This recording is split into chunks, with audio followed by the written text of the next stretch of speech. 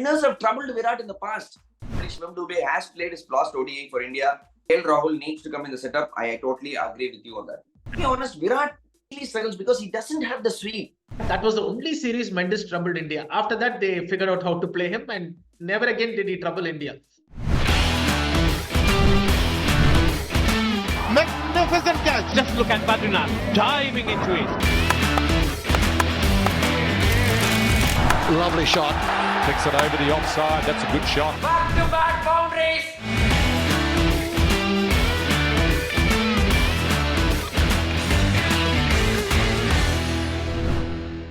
Hello and welcome. It's another episode of Cricket with Badri, and this video is presented to you by DIVO News. We have a regular guest, Pritham, with us. Hi Pritham, how are you? Good, Badri, how are you doing? Very well, thank you. So we had a small break for the English videos, but we are right now again back on track. There is a lot of exciting content coming for you this month and from here on about everything, 360-degree coverage for you with whatever is happening in the cricketing world. So Pritham, let's straight away dive into it. India versus Sri Lanka. They played a series, and after a gap of about since 1997 rather, India haven't lost a series to Sri Lanka in Sri Lanka, and this has happened. It's history for Sri Lanka. They will be really proud. 2-love victory for them in this series. The famed, probably the best ODI batting lineup in the world was tested by the Sri Lankan spinners, and the Indian batsmen couldn't pass the test. I wouldn't say pass the test, they failed miserably.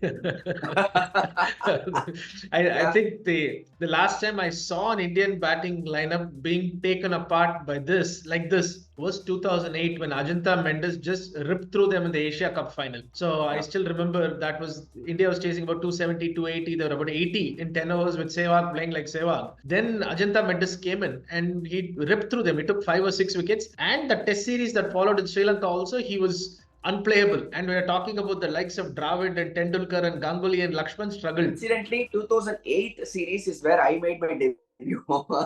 So you against Muralidharan and Mendes, yeah. So very well know the difficulty India faced, but also Badri, you will also remember, since you were in the prime of your career then, that was the only series Mendes troubled India. After that, they figured out how to play him, and never again did he trouble India. Now the question is, can these Indian batsmen do it? Because this is not the first time, Badri. Earlier, flashback, February, Hyderabad first test, all they had to do was chase 180 or 200, I think. And English spinner on a debut, Hartley, took 8 wickets. So if the ball spins an inch, Indian batsmen seem to struggle, and I was absolutely shocked. And both of us on these previous shows said that this is going to be a walk in the park for India. We were terribly wrong, but very disappointing. I mean, that is the one word I can use to describe. Very disappointing. Yeah, Pritham, you use the word spin, but I would like to just little bit make a correction on that. It's not just spin, Pritham. If the ball deviates off the wicket, I would like to call it, because even if the seamer bowls cutters, or even if the seamer bowls, or the conditions are in such a way that the ball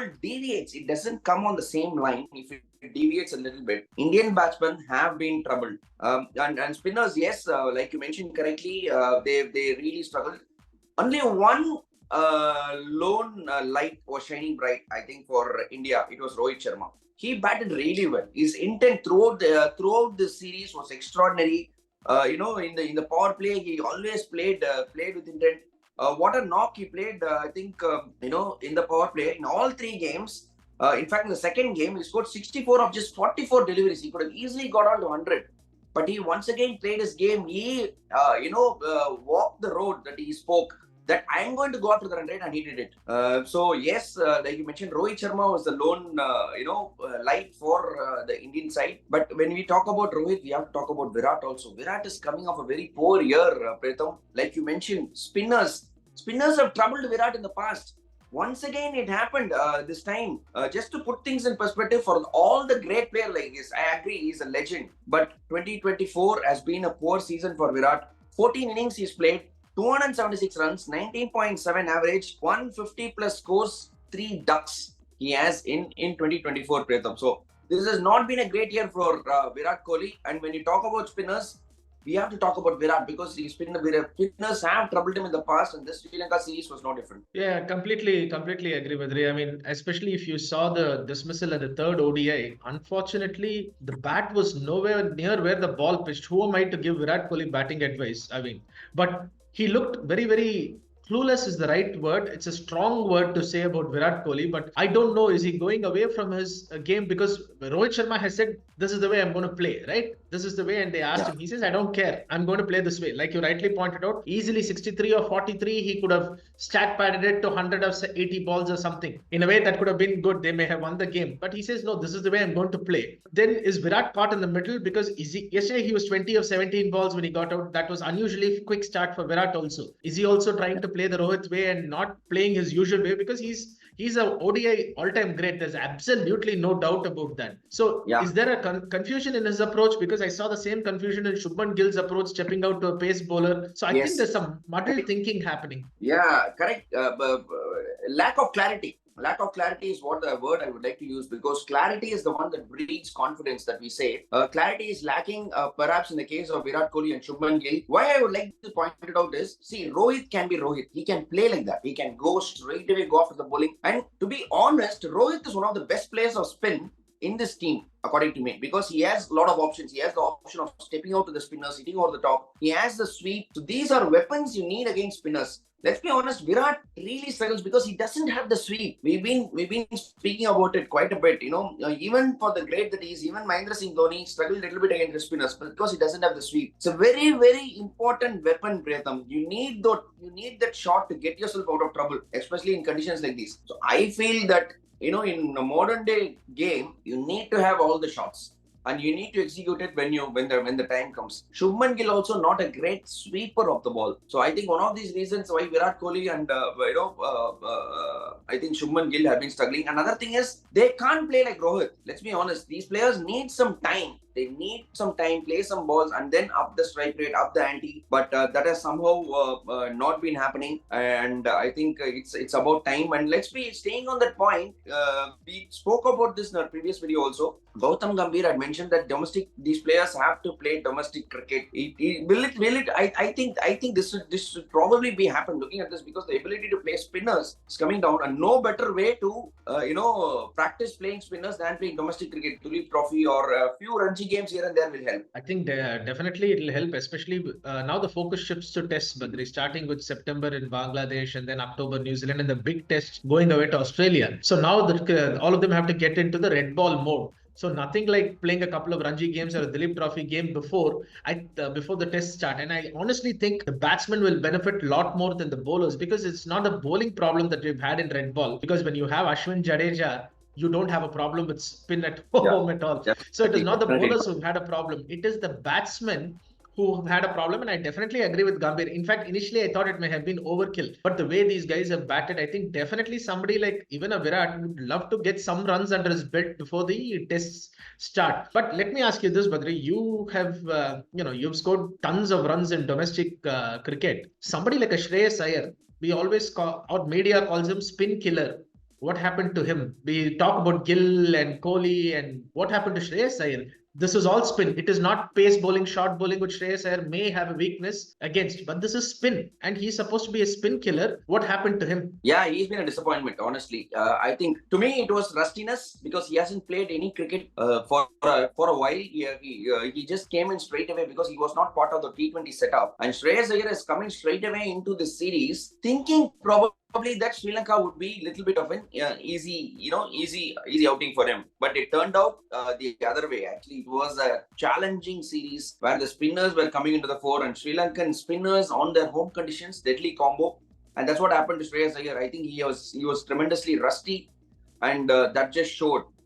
India have not played much of ODI cricket, but I will give a little bit of a benefit of doubt to Shreyas Iyer, because I will give him one more series, because he has played well, and spinners is definitely his forte. Anybody can fail. One series or 2 innings or 3 innings, anybody can fail. So I think I will a little bit give, with Shreyas Iyer's case, I will give him a little bit of a long rope, because We all know that his ability and forte is to play spin. This is my opinion. Okay. Another thing, Pratham, that happened in this series, the first match, both teams scored 230. The umpires just didn't know that they didn't go for a super over. It was just really astounding, this fact.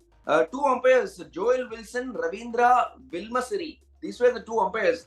They decided against going to a super over with remaining final result of the match. What was happening there? I think umpires missing the rules or not being aware of what to do. I honestly don't know, because bilaterals have their own rules. It's not an ICC tournament, so bilateral may have their own rules. Was there a super over written into the rules? I have no idea. But yeah, I was surprised also, because I thought that there would be a super over. But this is not the first time Joel Wilson has made mistakes. It won't be the last time, because I've never rated him very high as an ICC umpire. So I was very, very surprised by that.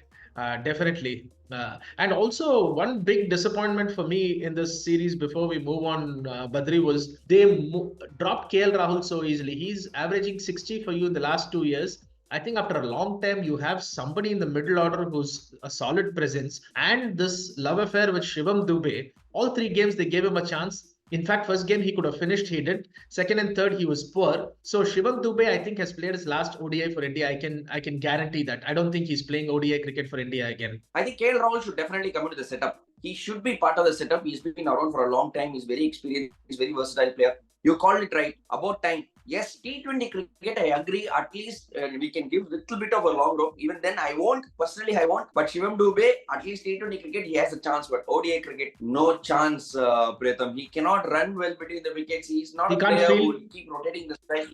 He doesn't have multiple skill levels. He just has one skill, which is try to tonk the ball for a big hit. So that's not the way you can play in ODI cricket. So yes, probably Shivam Dube has played his last ODI for India, but KL Rahul needs to come in the setup. I totally agree with you on that. And the points that you mentioned about having a cut shot or a sweep against the spinners, KL has all of that. So I was very disappointed to see KL missing out yesterday when people like Dube were playing. Yeah, Pant, I don't have a problem, because he's always an X factor. He will win you matches. I don't have a problem. I'd rather you went with 5 bowlers and played KLR instead of Dube, because KL has that sweep shot. He has the cut shot. He uses his feet well against spin. He's a class act. Not in T20 because he takes time, but ODI and your test setup, KL has to play. Yeah. So disappointing end to the Indian side in this series. But we all know they are a quality team and they should bounce back. But ability to play spin, definitely a question mark. We'll talk more about this in the coming videos. Thank you, Pratham. Thank you, Badri. For coming on Cric with Badri. Once again, this video was presented to you by DIVO News. Don't forget to like, share and subscribe, and don't forget to press the bell icon. Whenever we post a video, you will get a notification. Thank you guys. See you soon. Bye.